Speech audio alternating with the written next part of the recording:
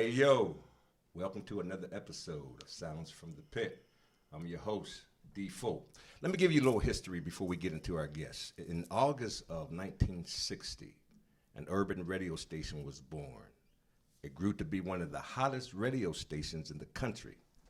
I'm talking about none other than WAMO. And my special guest, they're the Hall of Famers. Mount Rushmore. Family. I'm pleased to welcome Marlon Martin, J.J. Stone, Nick Nice, and the legend himself, Slide Jock, baby! What's up, fellas?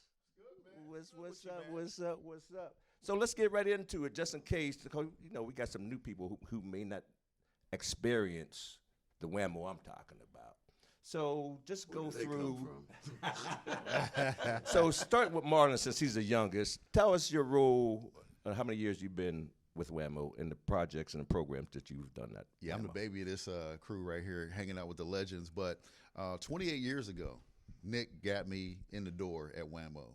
1994 is the year I met him, and I've been doing it ever since. This is my 30th year in radio, period, this year. Wow, congratulations, Thanks, brother. man. Appreciate that. Coming up right after these guys. I used to sit and come to the studio daily and shadow JJ and Chris, and they just took me through the ranks and showed me, how to be on the air and run a tight board, all that type of stuff. But over the years, I hosted Club 106. I hosted the Breakfast Jam with Sly and Taylor. Just Sunday morning, yeah, and since then, next year will be 25 years doing gospel. Okay. And in 2006, which is 16 years ago, because it was the same year I got married. I know 16 years ago, I started doing Sunday mornings. Okay. Yeah, so beautiful, man. Host of Morning Inspiration, I Praise with Brother Marlon. Pass it to this dude right here. This dude right here, JJJ. Don't hang up on it. I'm not gonna hang up on it. I ain't gonna hang up on it. I'm gonna make it or break it, kiss it or diss it, all that other stuff, right? Pump it or dump it. No, but seriously, I started at the station way back in, I think it was like 89. Okay. 88. I grew up kind of, I was John Anthony at the time. Was the music director, and I was his assistant. I came in and got the music library all straightened up, and I always had a passion to come on because I always wanted to be like Sly Jock. Okay. Right? Everybody wanted to be like Sly Jock. So, I got in the door. I was able to make a name for myself. I started off 1 day a week. Mm-hmm. Then I went to 2 days a week. Then I progressed to a network show, SBN Stars.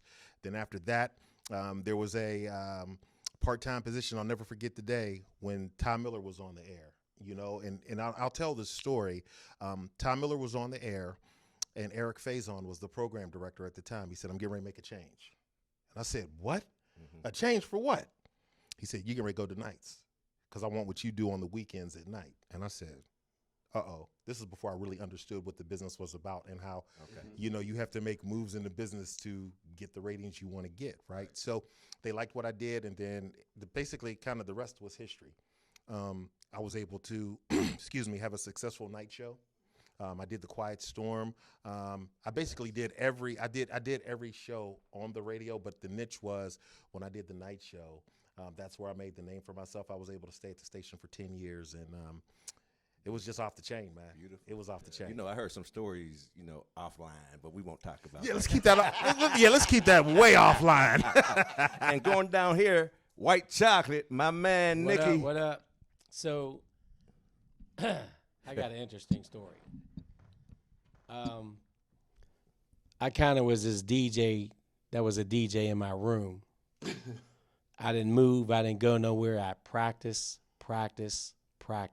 and practiced.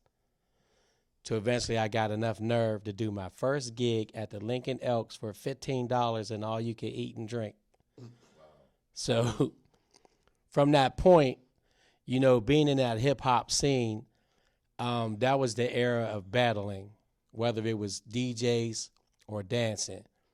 So, you know, at that time, you could have a gig packed and they're dancing. And once you started scratching, it's like everybody stopped and just looked at you. So to be clear about it, I had to be good. You know what I mean? And then being in the black communities, you know what I mean? I didn't have a name yet. It was just like, there's some little white kid. I don't know who he is, but he's bad. So for those that really don't know the history, I was in the streets for basically like 10 years before I got hired at WAMO in May of 92 when I met Hurricane Dave. So I had a show Friday night called Strictly for the Streets. But how I got that concept was basically I was running with Sly Jock, who the first time I met him, as I said earlier, I was so nervous I couldn't even say hi. I just left the music store. You know what I mean? I was just like, you know, that's like meeting Michael Jackson. You know what I'm saying? For real. You know what I'm saying? I was like, man, and I wanted the new records. I couldn't, that's Sly, dog. I'm not going in there, dog. I might handle the money wrong or something. You know what I mean? I thought the worst case scenario. But however, I got my opportunity. Actually, before I got hired, though, I was running with Sly. So I tell people to this day, if it wasn't for Sly Jock, I wouldn't be where I am today. He helped me get to areas that I never knew existed. And then I met JJ in the club, and he said, look, I like what you do. Do you want to mix on my show? Oh, wow. And I was, like, excited, like, yeah, sure, whatever. It don't, you know, I don't care if it pays or not. I just want people to hear me mix. That was just my biggest thing. And I remember one time when Sly had me before I started at WAMO, he used to tell me, look, man, you bad. You could battle, you could do all this, but when you do parties, they don't want to hear that. People want to dance. So basically, I followed his method and his strategy on how to be a professional DJ, wow, which not only got me and you guys as well to where we are today. You know what I mean? So I'm definitely here with a true legend right now. You know what I mean? That paved the way. And for those that don't know the history, for every DJ that's out there, I always tell them you should learn your history, especially in your own city. Yeah. Yes, sir. Sly created the mix in Pittsburgh. Wow. And you know, and I was at WAMO from May of 92 until they sold in like 2007, 2008. So I was with them for 17 years. Wow, beautiful. Last but not least, man. Just give us a little bit. I don't know what y'all want me to say, man. But anyway, my whole thing was I always wanted to be a disc jockey because growing up, I heard Brother Matt, HB, Sir Walter. I mean, yeah, that's how old I am. You know, and I worked the clubs. You know, I did all the clubs like Nick was saying. You know, I did the clubs first. And then I was doing a club called the Savoy of New York. There was a friend of mine, Herman Mosley. He worked sales in WAMO. Okay. He said, hey, man, I'm going to try to get you on. J.C. the Doctor was the program director back then. You know, man, I had no school, no college, no nothing. You know, I didn't know nothing about radio. I was a street jock, you know. And so he set me up. He brought J.C. out to Savoy of New York. Make a long story short, I showed off. I mean, I mixed, and all the ladies in the house say slide. I mean, I whipped everything you could do. Hey, I did everything. With the leather pants and the jerry curl. Oh, Eddie Murphy ain't had nothing on you. Anyway, Herman came over to the DJ booth. He said, hey, man, JC likes you, man. He said, be there Monday. I said, what you talking about? At WAMO. He said, yeah. I was like, yes. I went off the rest of the night, you know. But it started getting to Monday. I ain't had no suit. All I had was a wool suit. It was July. I had no suit. I always learned that you have to have a suit on to go to an interview, you know. I put on my wool suit. Herman saw me coming. He's like, man, what the hell are you doing with a bull suit on? Man, that's all I got. He said, all right, man. I said, man, they're going to like me. I don't care, So anyway, I blew it out. He said, look, man, what we're going to try to do is put you on midnight to 6 because we want to do the mixing or whatever. You're not going to talk because I know you're not experienced, so you're not going to open a mic. I did that for like 4 months. People were saying, man, you ain't talk, you're nothing or whatever. And I was rolling without talking. I just had drops, you're in the mix with Sly Jock, Woody Woodpecker and all kind of promos that I had, and it just lit up the city because they weren't playing the raps, and shoot, I said I brought my own records to the station. I did not follow the rules. I did not look at that playlist, and evidently it does have Pittsburgh does have a sound, and that's funk. Okay. As far as music goes. Interesting. Funk, man. Because I've been to Atlanta, LA, and all those places, and all that club music didn't work here. Only thing that worked here was what's that in DC? Go-Go. Yeah, because it was funky. Right. Right. So I played what Pittsburgh liked because, and everybody here will tell you, because the streets is what makes everything go round. And the streets is what got me where I am. And Debbie Parker. Make a long story short, Debbie Parker gave me a crash course in the buttons and everything that I had to push and everything. She said, if you want to learn this, be here at 4 a.m. because she did the news at 5. Man, I was there at 3:45. And that was it. That's interesting. We're talking about the sounds. We're just going to jump right into it. That funk was a prevalent sound in Pittsburgh. We know about the jazz, but it's interesting you should say funk. So do you know where first time you met me? Sorry. I don't remember. Because I was a young buck with a Jerry Curl. Okay. Played with the Fresh Band. Oh, wow. So we used to open up and Slab would come on after we got done doing our set. And that's the first time I met you, other than Mount Arad. But I played with the Fresh Band. Oh, okay. I mean, I got history. I mean, we could tell stories about how I met all 4 of you guys. But I was interested in if you remember where first time I met you. And that was from Fresh Band. And what we did, we played funk. Pretty much. Right. So here's let's get into it, guys. So we've been just talking about the sound of Pittsburgh. I've been interviewing, we've been talking with artists, great artists in the city, and we've been wrestling with do we have a sound and all that stuff. So what I do know, and we can just go from there and go backwards, that WAMO was a sound of Pittsburgh. You hear me say was a sound of Pittsburgh. So let's talk about the creativity, the artistry of DJing.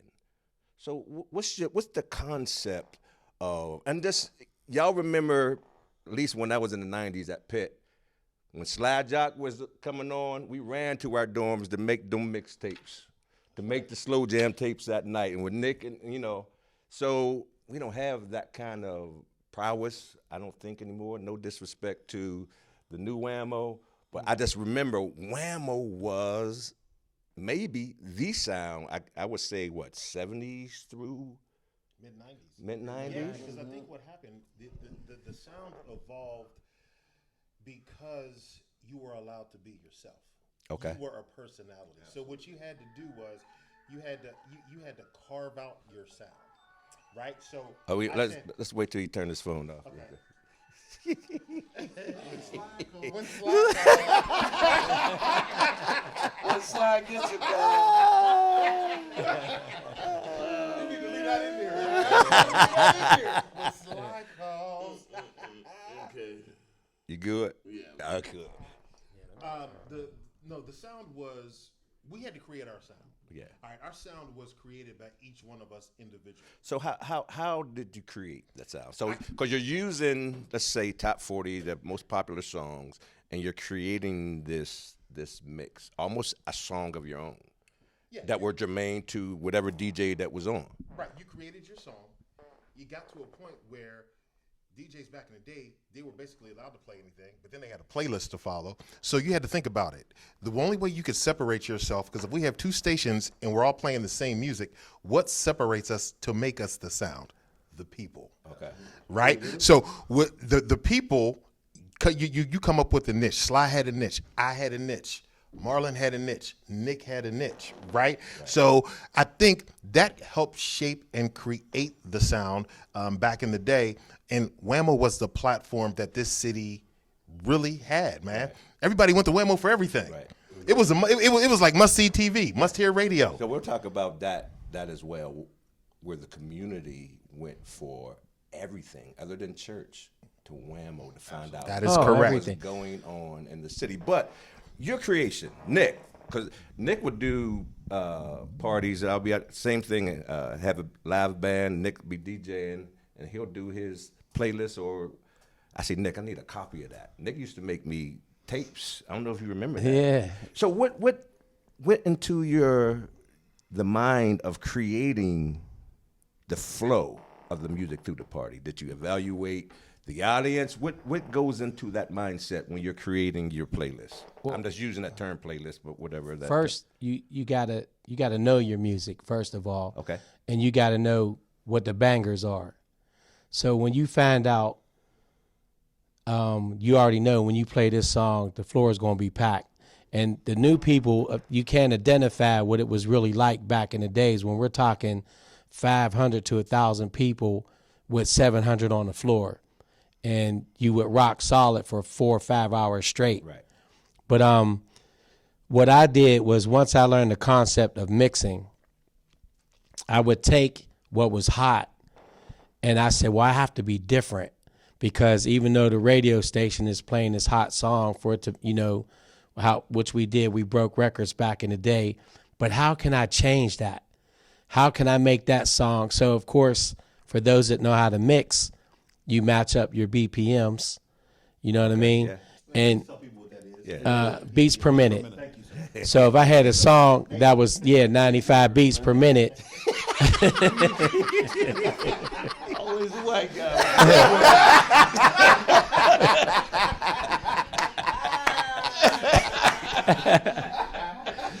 Go ahead, man. So basically what you did was, how can I change this record that everybody's jamming to and create my own sound with it? So that's when I got into, what Sly helped me a whole lot, was mixing. Once I learned the crash course of mixing, then I learned now there's a difference between mixing and blending. Yeah. To me, the concept of blending is two songs mixing together, but the harmonies go so good it sounds like one song. So that way, when you finally have that one that's in there that people can identify by and then switch into it, they're like, oh my God, that's my jam. Mm-hmm.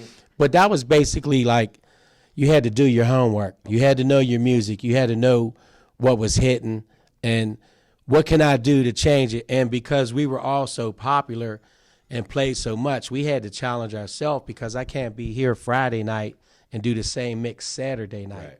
It was tough because Pittsburgh being a small unit. Absolutely. Yeah. So you had to keep it fresh. Absolutely. The same people came out. But what I wanted to touch bases real quick, what we talked about earlier, a lot of people don't realize, like New York, LA, they were the meccas of hip hop. And they used to, Pittsburgh's so slow, Pittsburgh. We were right there. We had the music, because people don't know about the business of radio. The labels made sure that we got the records firsthand. It was just up to us to play that. Don't be afraid to play those songs. Okay. Because like JJ said, we were like the faces of WAMO without the faces. Right. There was no social media and so forth. But you had to play these records and not be afraid to go out there. So that's why people identified what you did, because, not only is he a great DJ, but he's playing what we want to hear. Nice. You know what I mean? And then For people, if there's any DJ to this day that say you don't play requests, that's a mistake. Absolutely. Because without those people, we are not going to be who we are. Even if they decide your greatness. Right. Yes, and not only that, you have to play for them. Now, don't get me wrong; we might have our favorites that we want to incorporate, Right. but it's all about the guests, audience, the yeah. crowd, the audience, Yeah. because you have to make them happy. Because when you make them happy, they come back and see you, and when they come back and see you, that's how we develop a paycheck. That's good stuff. Talk a little bit Yeah. about your process, Sly. I'm glad that Nick had mentioned that because that's my whole thing, and I think we talked about that, as we were talking about mixing, and to know your song. I'm trying to think maybe if you use One Nation Under a Groove, that's gonna get the people on the floor or whatever. The next song that you blend in has got to outdo One Nation Under a Groove. Because if it doesn't, it's going to take the crowd like, Absolutely. and then they walk off. But when you got, say you push Dougie Fresh, it's not a mix, so don't try it out there. But if you Try this out. Hey, Sly said One Nation Under Groove and Dougie Fresh go together. it will not work. You'll have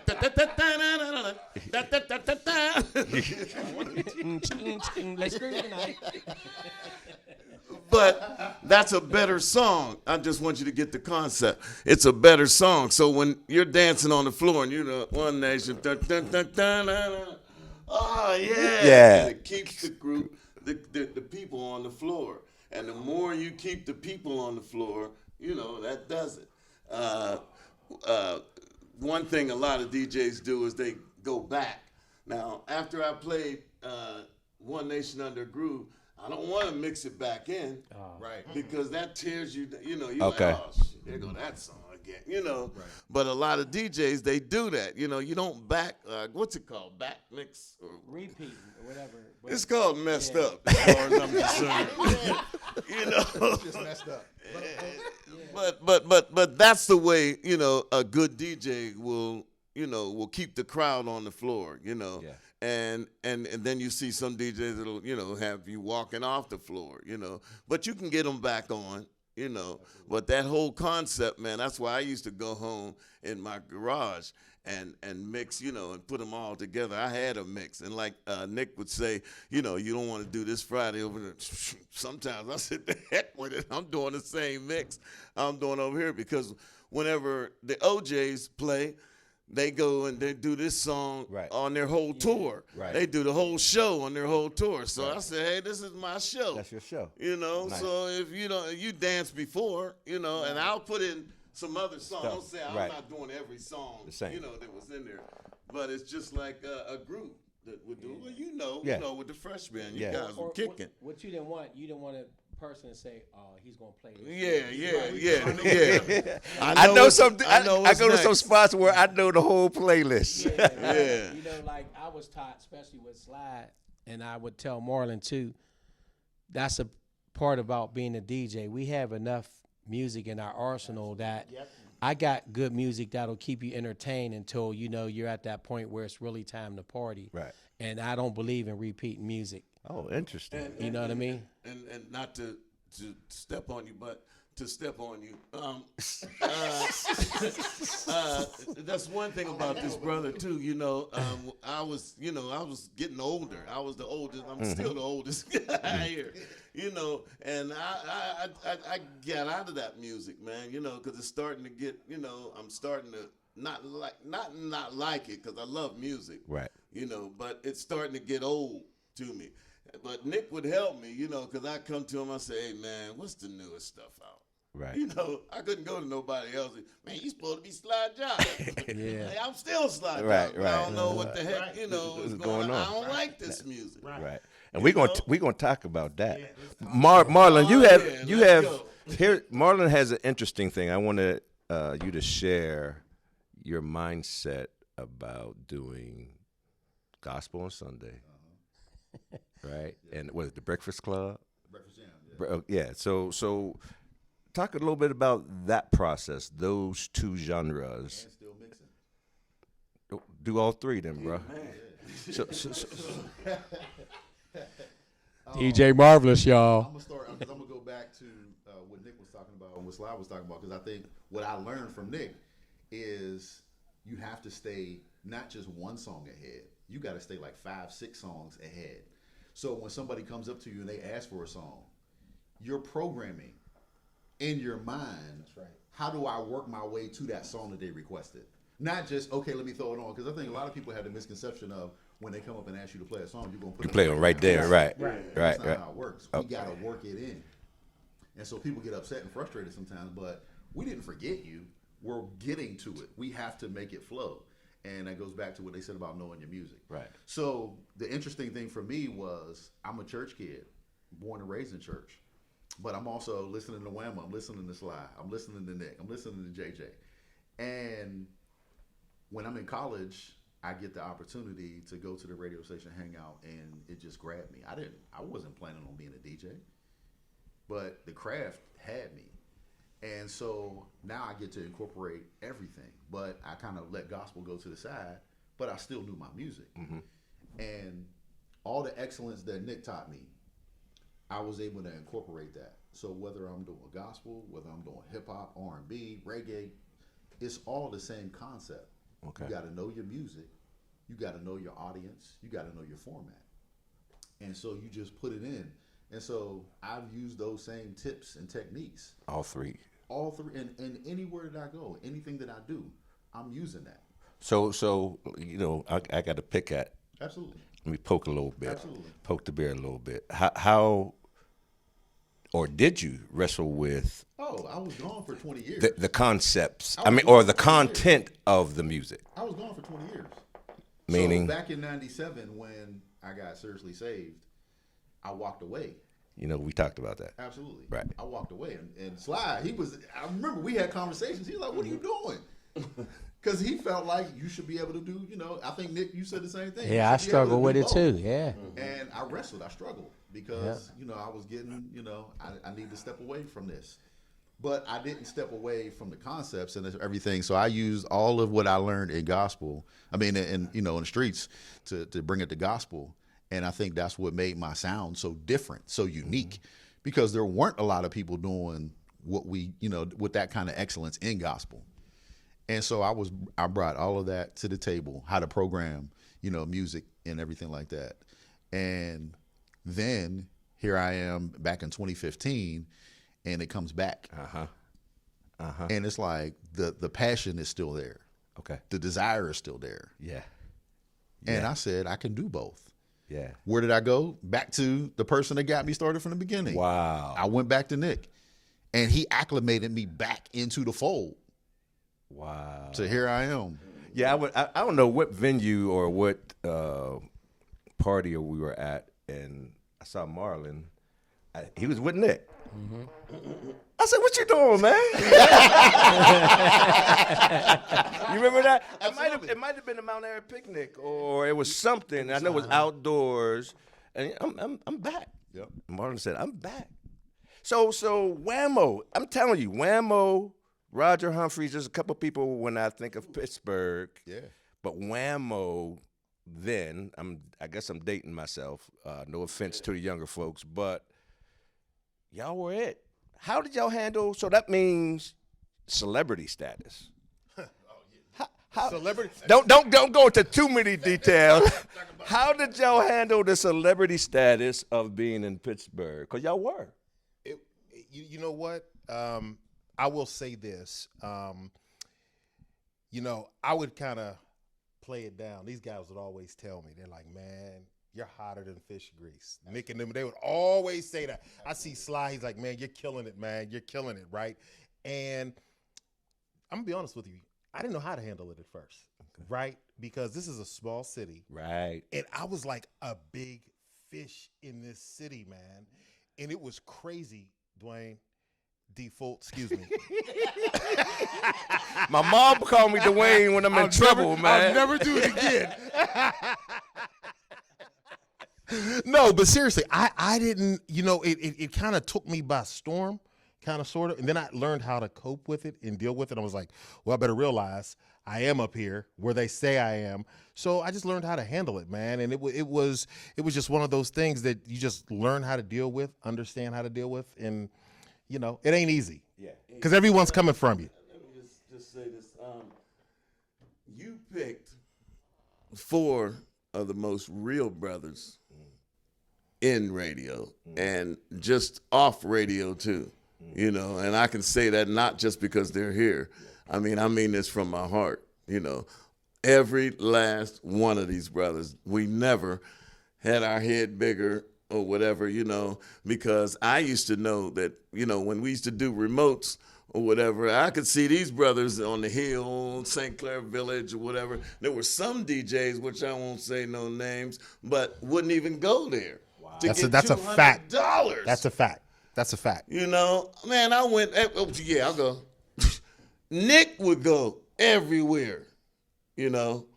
And I'm glad that you brought that up, you know, because every one of us, you know, and I include myself because, you know, I'm the same way I was back then. Absolutely. And That's right. everybody here, I haven't seen them in so long, and we still greet each other the same way, man. You know, we're all down. We don't look at ourselves as a celebrity here in Pittsburgh because of how we started, what we had to go through to get to where we got now. And because I've been told a million times where someone will meet me for the first time till this day and be like, man, you're nothing like I thought you would be. Right. You know, people look at celebrities like we're too good to talk to you. If I don't know you, I don't care to speak to you.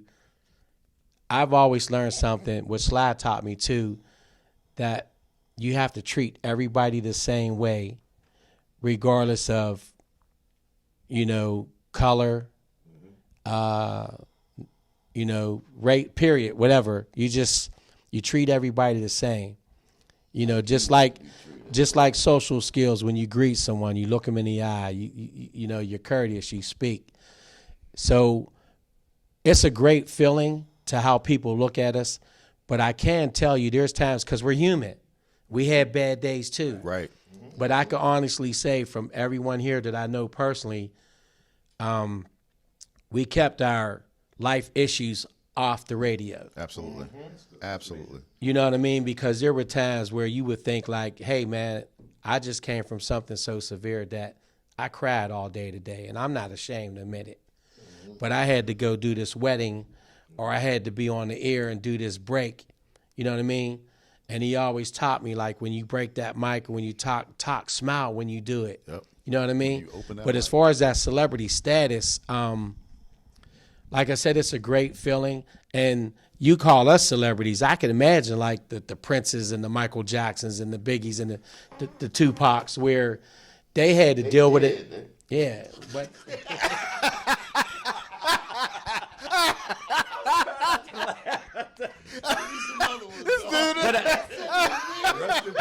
yeah.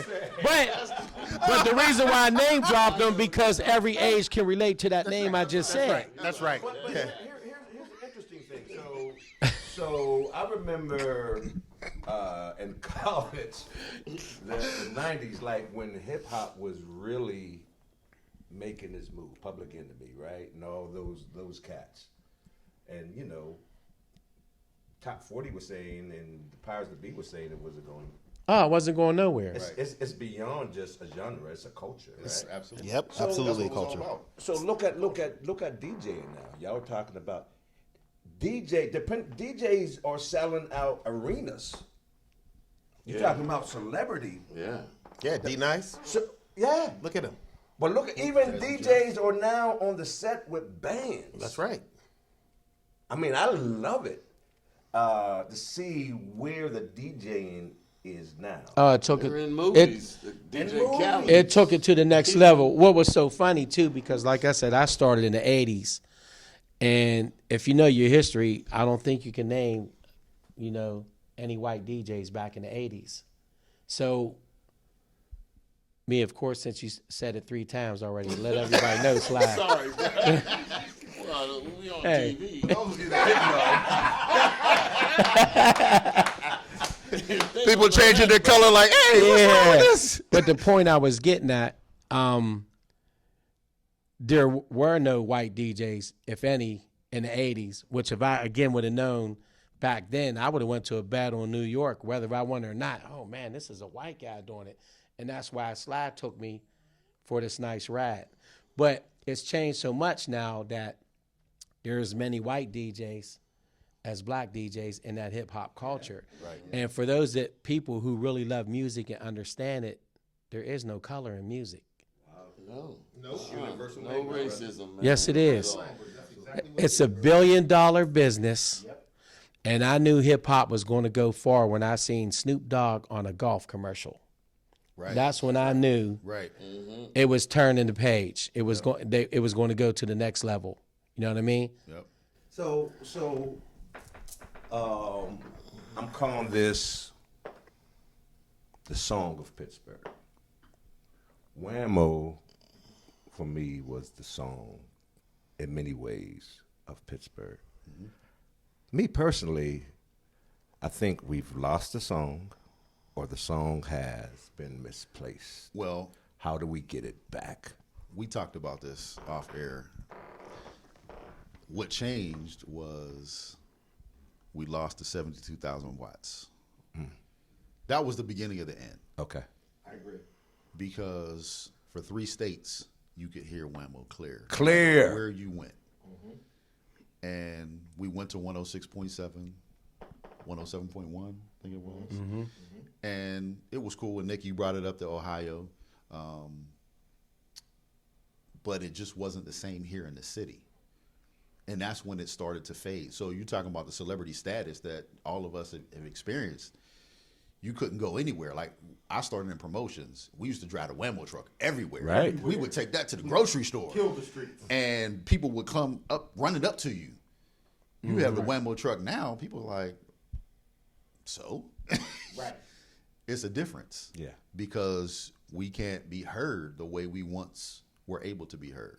Yeah. And But so, go ahead. I'm sorry. no, I'm just, that was the start. And we're doing, the best we can with what we have now. But How do we get it back, though? Or is the song lost forever? we need that signal. It's We need a signal. what people don't understand is you could be a billionaire and you can afford to get a radio station, but if there's not a signal or a station that's available with a huge signal, it doesn't matter. And other stations are not going to move their antenna just for your wattage to get bigger. But one thing I will say about the new WAMO, even at some point we say it's lost, people who still identify Pittsburgh with WAMO is, there's a lot of social media and do things, but people still look for that advertisement on WAMO because it solidifies that the event is real. Right. You know what I mean? But the problem with that, Nick, is when I turn on the station, I can't get it. You can get it here and then you go to the next block and it's gone. That's right. Yeah, and that's back to what Marlon said. That's what hurt us bad. You know what I mean? Because So I'm saying, I don't say lost. I'm saying is the sound I'm thinking the sound is just misplaced because there's so much here in the Berg. And I think the thing that hurts, like you talk about the communication. You know how many bands and musicians and artists have been here, and I had no clue. So now social media is great. But you have to go on 10. I got to go on August Wilson's. I got to go on the Kelly Strayhorns just to see what's going on in Pittsburgh. My youth, WAMO told us everything that WAMO was the happening. hub. You're right. That was- You're yeah, right, they were the Marlon. hub. WAMO was that's a good way to put it. WAMO was the hub, and I don't think we can get to be honest with you. I don't think we get the sound back. It's I'm gonna be straightforward and not sugarcoat it. I think we've got to be creative in how we get it back because we don't have the platform that we once had. And I think all of you would agree that we're not going to get it like it used to be. We used to be able to break new artists on the radio. You know, we used to be able to local artists. Make I it could or break say it. make it or break it. That was the thing, right? You know, there was groups like Chill Factor back in the day. Your group with the Fresh Band. Everybody would come to me and give me a CD to try to get exposure. Tuffy Tough. Yeah. You know, everybody, right? But I think that platform. It's I think, you know, to use the term, the ship has sailed. I think it has. So I think we, as a city, have to figure out and be creative on what we really want to do. Do we have to bring industry here? I don't know the radio industry, so I talk to a lot of musicians to get their original material out. You got to start there, but would industry ever come here? Because that's the only way that can have reaching tentacles. It's gone, bro. Wow. Those days are gone. Those times are gone. Oh, I'm sorry. Okay. Boy, talking about the white guys. They're gonna have to- You hold it up here, Sly. You hold it close. It's gone, man. You know, you see all the shootings, the mass shootings, the president, the ex-president. You know, I mean, what is going on? You know, all this stuff is just turned over. Yeah. You know, I mean, it's time now to, you know, get with your God. Wow. You know, oh yeah, man, I'm very serious. You know, you know, when you put all this here together, whatever, it was so good seeing these brothers because that brought me back to that time that you're talking about. Okay. You know, but it's gone, man. It's Yeah. gone. If you tried to bring it back, you know, where's all the male singers? Think about it. They gone, bruh. You know? Which is a good segue. You know, Is real R&B dead? One more thing. Okay. Everybody got a doggone electrical thing hooked to their mouth. They singing. In my body, under my body, you know? Folk, You is that walk around like, hey, how you doing? is that auto-tune, folk? That's You don't auto-tune? talk like that, man. You know what I mean? I can't, hey. Yeah. real quick, what Sly said on touching it is that sound gone, and he brought it up before I was going to, because I didn't want to bring it up, but the violence definitely killed the culture, because I can remember a time where we did parties, lines were around the corner, and it was everybody from every neighborhood. And that it was you all could- love. It was nothing but love. You might get an occasionally fight here and there. They kicked them out. Jump right over them. And we come out of Wilson 6 in the morning, hair done, sweating, everything. But even if we had that station with that wattage, that signal again, today's world, man, it's destroying it, the hip hop culture. Well, here's what's different about that. When I go to DC, if I don't want to listen to, they got four stations that I can still listen to old school R&B. I can listen to jazz. I can listen to old school hip hop. I can listen to the new. Serious radio. But then, but that's what I was going to bounce back Okay. to, our market. That's what I was talking about. Industry. Then. Our market and the how many people, the population. So you got to remember those stations or those states, cities that got 3 and 4 stations, they got 9, 10 more million people than we have here. And if so, they don't- so you can have somebody in New York to say, "Man, I ain't listening to Hot 97." Right. So, or they say, "I ain't going to that party." You can have, but you got another million to say, "I'm going." You don't have that in Pittsburgh. So in Pittsburgh, especially with, well, first of all, if you identify WAMO, white and black, everybody listen to it. That's right. That's You know right. what I mean? That's right. That's right. Everybody listen to it. But when you get to the things that you do in the black communities, as far as all the hip hop parties that back then a lot of white people would have came, that's not coming now. Right. You know, but you had that diversity of everybody. So now, D, back to that population, you got to look at when you understand the radio and break down the percentages. So if you do the vet, Kim comes. So how many people 25 to 54 would come out? What percentage? So let's say 67% when it came out 10 years ago. Mm-hmm. Now it might drop down to 28% because of the violence. Absolutely. Well, You know what I mean? I know you got something to piggyback, so I didn't want to, let me poke the bear a little bit sure. at WAMO, because it got to a place where if a WAMO DJ was at Whiskey Dick's boat ride, the mindset was it's going to be violence. Whiskey Dick's is done. Even Dow's, they said anywhere, I guess around what, 2010, 11? Yeah. Anywhere WAMO showed up, there's going to be trouble. It got to that point. Well, if you remember, too, it was like that in the mid-'90s as well. It was. Really? Because we were there when the gangs, when the Bloods and Crips started. Yeah, we were within the midst of that. Because I can honestly say that the time that I started at WAMO, there wasn't a spot that Nick Nice was there, and there wasn't a line around the corner. But as the violence started to come into play, Okay. you know what I mean? Okay. Interesting. So it was there in the 90s, too. Okay. It's just that it was less like more, the whispers were more prevalent. Yeah. You going to Whiskey Dick's? Who's DJing? Who's DJing? yeah. Yeah. Whammo nights, they brought out everybody. Yeah. They did. And back to Nick's point, I think this is a real point because I think you hit the nail on the head, and I think this really answers your question, default. Default.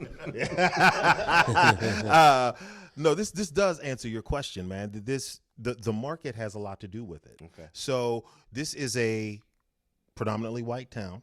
Right. We only have a certain black population. That's why, if you remember, you can't have 4 events on the same weekend. Right. There was a battle back in the day, even when we were really having places packed. Like, we were like, what weekend you doing it? What weekend you doing this? Because there's a certain amount of people that are going to go to one event. Yeah, right. And then the other event would suffer. We don't have that population like those DCs do, and your Phillies do, your New Yorks, right? We don't have the makeup in this city to represent. So if they came in with somebody said, we're going to put a 100,000 watt station here, right? I still don't think we could get it back with all the world culture that's going on, like you all have alluded to. We wouldn't be able to get it back. So, our market's very, very different now. The only thing we would get back is that would be the catalyst for what's going on. You know what I mean? Yeah, communication aspect of it. Yeah, but as far as, like Jay said, you can get so many thousands in this spot and then so many in this one, which at one time you could have done that at a certain year here in Pittsburgh. But again, back to when the violence started hitting hard, those percentages dropped at least by 50%. I want to piggyback real quick, if I could, on something Jay said. The getting it back, I don't know that it's possible because the mistake happened, which we saw with the pandemic. People learned how to adjust in the pandemic. People learned how to adjust when WAMO went away and with not having a strong signal. And so they figured out a way, and now another radio station isn't the competition anymore. This is the competition. That's right. People are their own DJs. People can program their own music and listen to what they want to listen to when they want to. That's exactly. Right. That's exactly. But some of the DJs, oh man, we can go on. We might have to have part two of this. Yeah. But some of the DJs, that's true, but it's like me. I love technology, but there's nothing like live music. It doesn't replace that. Right. So same thing with DJing. So like D-Nice and a lot of these people who are online who are doing, man, you see how many people are watching? Mm-hmm. Absolutely. I mean, so sometimes I don't want to listen to a playlist. You know what I listen to because I can't get WAMO? The pop station, 96.1. Yeah. And they I know all the rock pop groups that are coming to the Bird. PJ Morton, Uncle Charlie was here. I didn't even know.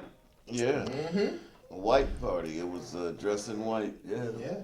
And like you said, 28% maybe feel because most people's like, who was here? When I asked them, because we're not getting that information. Nope. There's too many different platforms that we have to check. Who has that amount of time in the day to check all those platforms to see who's playing? Now the jazz station in Pittsburgh is great because I know what jazz and singers are singing at every pub, every stage in the Bird. Yes, there's a certain amount of people that are into jazz. Small, You know? right? Yeah, that are into jazz, and you know, it just doesn't go with everything else. You know, just like 104 used to try to get with WAMO. Remember that? Oh, yeah. And it never worked. It never worked, man. We love jazz, but it's, you know, Yeah. I guess, you know, you got a certain clientele of people, you know, that just won't get into it, man, you know. But and then radio, where's radio going? Yeah. You know, I got I told Sean I can listen to anything I want on my phone. Yeah.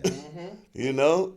Give me Jeffrey Osborne's. But it ain't Slide Jock mix. No. It ain't Nick. It ain't Marlon. It ain't No. JJ's mix. No. It's just something But different I can about get it and put it in my phone and listen to it. and try to mix it like y'all did, but yeah, there's a lot of DJs. But yo, we got to roll out, man.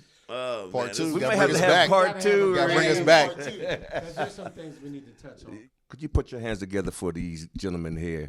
These are living legends. We want to give them their flowers while they're still living. I honor you guys today, and thanks for doing this. I'm humbled by your presence. I know y'all talked about a lot of people who paved the way, who gave WAMO that sound. And WAMO was a sound of Pittsburgh, a sound from the pit. You know, so as we close, just want you to shout out some honorable mentions. I'll start from way back, right? I'm gonna go to Del King, J.C. Floyd, Mike Payne. I'll go to Jackie Johnson, Sly Jock. Absolutely. I'm gonna say Sly Jock again, Absolutely. and Sly Jock again, man. Absolutely. You know, and Chris Kelly, the late great Chris May Kelly, she she rest. was, you know, rest in peace, and to everyone's favorite, the Nighttime Dog. May he rest in peace. rest. You know, I can go on and on, but those are the ones that I really want to shout out. Well, mine, you know, we know all the ones that are gone, but the ones that are here now is my daughter. Yes. Got to give it up for the Kiki. pretty kitty. Okay, pretty kitty. You know, she's following in my footsteps and surpassed me. She's gone. She's doing a hell of a job, and I'm sorry. She's doing a great job. Hell's a place, brother. And, yeah, right. And I'm so proud of her, you know, and I love you so much. And of course, my wife, you know, Renee, she's ride or die. She's been with me. Right? Oh, He's taking liberties. He's allowed out there. He's allowed. and also JJ's wife. What's up, Marlon? Southside Mon, yeah. Mel Suva. Anyone else before we wrap it? You know, the next generation of, you know, that came up with us like Boogie and TJ and TJ. Code Red. You know what I mean? The young guys that came up under us that did a great Any of the job. present DJs that you guys know? Mike Dean is doing his thing. Absolutely. Code Red. You know, to get off the hook for me, D, I always just shout out to all the DJs in the Pittsburgh area All right. and surrounding areas. And I always tell them, like, when I hear another DJ hate on a younger one that's trying to establish himself, instead of hating on them, help them. Absolutely. You know what I mean? Absolutely. Because without us, you know what I'm saying, you left me hanging, yeah. So I didn't know he wanted to shake his hand, you know. But you got to help them, man, because they're not going to learn, you know, and the craft is almost lost. What you said back with the social media and the phone, like, it kills me to see a DJ with a laptop and an iPad, or he's playing music from his phone, Right. you know. But it has to take generation. Sly helped me. I helped Marlon. Marlon got, not that I'm discounting you, Jay, but we're just talking about the physical of the DJing, because you're an icon in its own way. You know what I mean? But we got to keep passing the torch, because you can't be the best forever, but you can remain great. Yep. You know what I mean? And as long as you do that, and if we just keep showing our younger ones how to do it, you know, don't do it this way, do it that way, then you'll see we can get back into, you know, that craft, that art of DJing, because it's definitely not going nowhere. That's the thing to do. We just want people to do it the right way. Yep. Gospel shout out, brother Nate Hollis. Yeah. Gloria Inez Brisky, they like paved the way. The late great Bishop Lauren Mann, Bishop. Bishop Otis Carswell. Yeah. These were the people that were on the radio doing gospel prior to. So next year, like I said, 25 years in gospel. I follow after them. So. So real quick, D, before you close this out. No, now they want to talk. We got to wrap I it know, up, man. real quick. I just want to take it back to the beginning. If it wasn't for this guy right here, Sly Jock, if it wasn't for Sly, brother, you paved the way for all of us, man. Oh, Blueprint. Yes, you did. Yeah. That's real talk. Yep. We got you, man. We got the sounds from the pit, straight out the box, baby. That's it, the sounds from the pit, making that bird noise. Go get it, the sounds from the pit, straight out the box, baby. That's it, the sounds from the pit, no covers. Loren.